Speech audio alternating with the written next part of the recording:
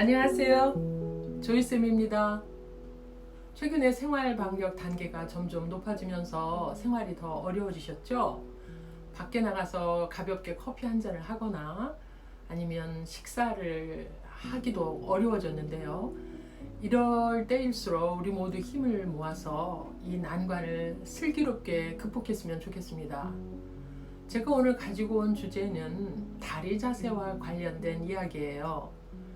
그런데 이 영상을 준비하다 보니까 이 주제가 최근의 상황하고 좀 안 맞는 것 같아요.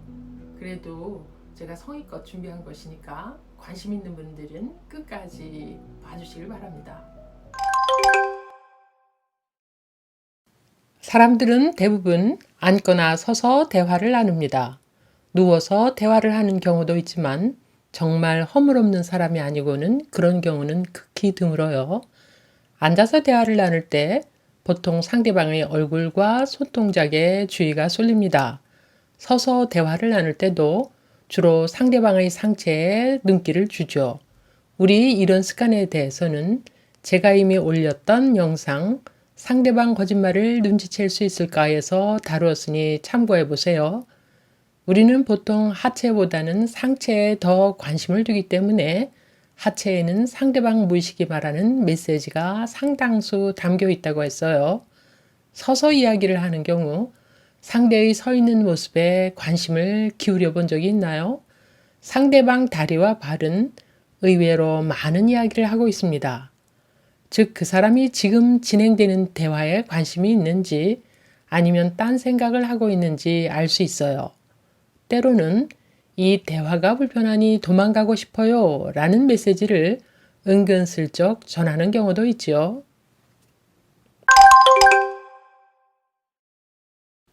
영국의 사회심리학자 피터 콜릿은 서서 대화할 때의 자세를 네 가지로 분류했어요. 몸이 직접 보여주는 자세들은 의식의 통제를 벗어나 있기 때문에 종종 진실한 감정을 드러낸다는 겁니다. 첫 번째가 두 발을 모으고 서 있는 자세입니다. 두 번째는 가랑이를 벌리고 선 자세입니다. 세 번째는 다리를 엇갈려 서 있는 자세이고요. 네 번째는 한 다리로 버티고 서 있는 자세입니다. 그의 관찰에 따르면 몸이 제공하는 정보의 중요한 원천은 눈, 몸통, 다리입니다. 그중 눈은 사람들이 가장 많이 의식하는 부위이기 때문에 속이기도 쉽고 속기도 쉬운 부위라는 거죠. 따라서 상대의 진실한 감정을 알아내는 데에는 눈은 그다지 신뢰로운 부위가 아니라는 거예요. 반면에 다리를 의식하는 사람들은 드물기 때문에 우리 스스로도 잘 알 수 없는 감정들이 다리를 통해 표현된다는 겁니다. 두 발을 가지런히 모은 자세부터 알아볼까요? 이렇게 서서 내 말을 듣고 있는 사람은 어떤 마음 상태일까요? 피터 콜릿 선생님은 이런 사람들의 심중을 헤아리기가 어렵다고 합니다. 그러나 제가 관찰한 바에 따르면 이런 사람들은 일단 긴장하면서 경계하고 있을 가능성이 높아요. 두 발을 가지런히 모으기 위해서는 우선 골반을 긴장하고 있어야겠죠. 두 발 사이 간격이 골반 너비보다 좁을 경우에는 긴장하는 정도가 더 커집니다. 보통 장난꾸러기 아이들에게 훈계할 때 똑바로 서 하고 명령하지 않습니까? 따라서 이런 자세로 대화를 하고 있다면 상대의 긴장도가 높다는 걸 눈치채야 할 겁니다. 상대가 긴장하고 있다면 대화를 원만하게 풀어나가기는 어렵겠죠? 그럴 경우에 우선 대화 상대가 긴장을 풀 수 있는 편안한 주제부터 꺼내는 게 좋을 것 같아요. 두 번째는 가랑이를 벌리고 서 있는 자세입니다. 전철을 타면 매우 남성적으로 보이는 사람이 가랑이를 벌린 채 자리를 많이 차지하고 앉아 있는 걸 볼 수 있었을 겁니다. 요즘은 대중교통 이용 에티켓이 상당히 자리를 잡아서 그런 사람을 보기 드문데요. 한때는 소위 쩍벌남들이 SNS에서 화제거리가 된 적이 있어요. 다리를 벌린 자세는 권력을 차지한 알파 원숭이들에서 자주 관찰되는 자세입니다. 그러니 이런 확고부동한 자세는 당연히 우월감을 나타내는 자세일 거예요. 성기 과시와도 관련된 이 자세는 자신이 맞추임을 드러내는 자세이기도 해요. 한창 기운이 솟는 젊은 남자들이 모여 이런 자세를 하고 있다면 남성 또는 수컷의 우월감을 통해 서로의 연대감을 표현하고 있다고 볼 수 있습니다. 저 멀리 이런 무리가 보인다면 일찌감치 피해가는 게 좋겠죠? 세 번째는 다리를 엇갈려 서 있는 모습입니다. 두 다리를 꼿꼿이 편 채로 엇갈려 서 있을 수도 있고 한 다리를 구부리고 있을 수도 있어요. 이런 자세라면 금방 풀기는 어렵겠죠? 스트레스를 받으면 흔히 투쟁 도피 반응이 일어나는데 도피 반응은 주로 다리에서 일어납니다. 투쟁 도피 반응이 궁금하신 분들은 제 영상 거짓말 관련 영상을 다시 참고해 보세요. 이렇게 다리를 꼬고 있다면 당장 도망치는 건 불가능할 겁니다. 따라서 이런 자세를 취하고 있는 사람은 지금 상태에서 벗어날 의도가 없다는 표시일 겁니다. 이런 자세는 당신이 대화가 흥미롭군요 라는 메시지를 전달하는 자세일 수 있어요. 이 자세는 보통 허리나 골반이 느슨하게 이완되기 때문에 상대방은 지금 초조하거나 불안하지 않은 거예요. 이렇게 서 있는데도 대화에 몰입하고 있지 않다면 속으로는 딴 생각을 하고 있는 무관심한 상태일 수 있다는 것도 기억하세요. 마지막으로 한 다리로 버티고 선 자세입니다.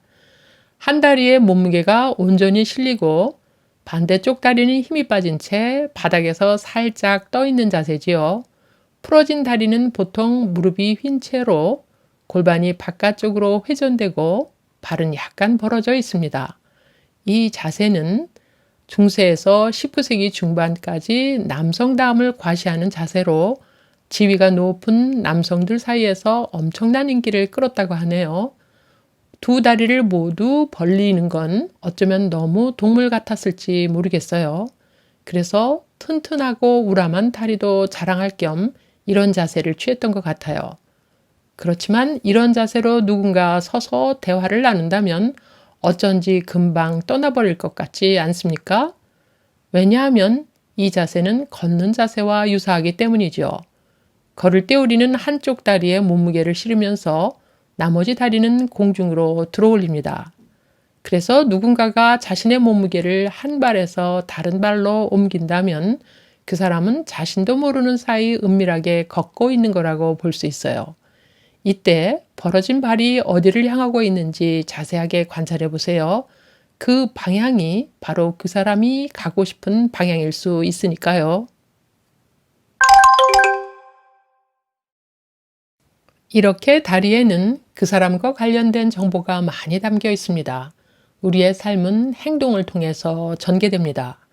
우리가 취한 행동이 환경을 변화시키고 변화된 환경이 우리에게 새로운 행동을 유발하지요.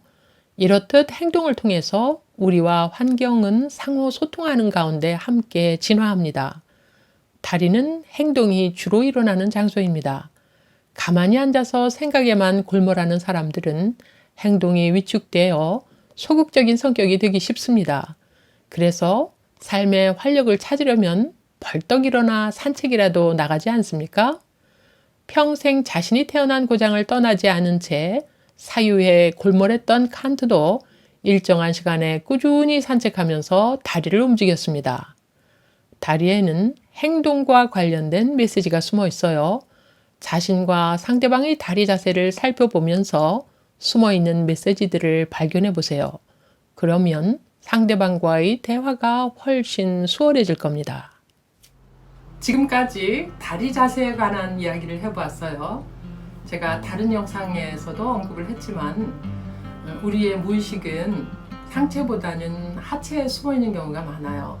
그래서 상대방과 대화를 나눌 때 얼굴과 상체에 주의를 주는 것도 중요하지만 가끔씩 하체에도 눈길을 줘보세요. 그러면 그 사람의 속마음이 드러나는 경우가 있어요. 다리 이야기는 여기까지 하고요. 제 개인적인 사정을 좀 말씀드려야 될 것 같아요. 방학이 끝나니까 저한테 시간 여유가 많지 않더라고요. 그동안에는 한 일주일에 2개 정도 영상을 올렸는데 그 정도 시간 여유가 되지 않을 것 같아요. 10분짜리 영상을 만드는데 이틀이 걸리더라고요. 아직 여러 가지로 부족해서 정말 시간이 많이 걸리는데요. 이 영상 올리는 속도가 늦더라도 여러분들이 좀 이해해 주시고 양해해 주셨으면 좋겠습니다. 그러면 오늘의 이야기는 여기까지 마무리 짓고 다음 시간에 새로운 주제로 만나요. 감사합니다.